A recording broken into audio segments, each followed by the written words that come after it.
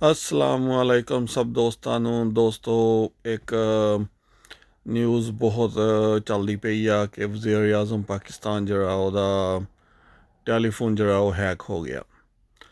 ਇਹ ਇੱਕ ਬਹੁਤ ਹੀ ਨਾਅਹਿਲੀ ਆ ਸਾਡੇ ਏਜੰਸੀਆਂ ਦੀ ਅਤੇ ਸਾਡੇ ਇਹਨਾਂ ਲੋਕਾਂ ਦੀ, ਕਿ ਇਹਨਾਂ ਨੂੰ ਪਤਾ ਆ ਕਿ ਜਿਨ੍ਹਾਂ ਨੇ ਇਹਨਾਂ ਨੂੰ ਇਹ ਸਿਸਟਮ ਦਿੱਤਾ ਆ ਉਹਨਾਂ ਦੀ ਆਪਣੀ ਅੰਬੈਸੀਆਂ ਦੇ ਵਿੱਚ ਇਹ ਸਿਸਟਮ ਲੱਗੇ ਹੋਏ ਆ, ਨਾ ਕਿ ਸਿਰਫ ਤੁਹਾਨੂੰ ਆਪਣੀਆਂ ਏਜੰਸੀਆਂ ਰਿਕਾਰਡ ਕਰਦੀਆਂ ਪਈਆਂ ਸਾਰੇ ਪਾਕਿਸਤਾਨ ਦੇ ਫੋਨ।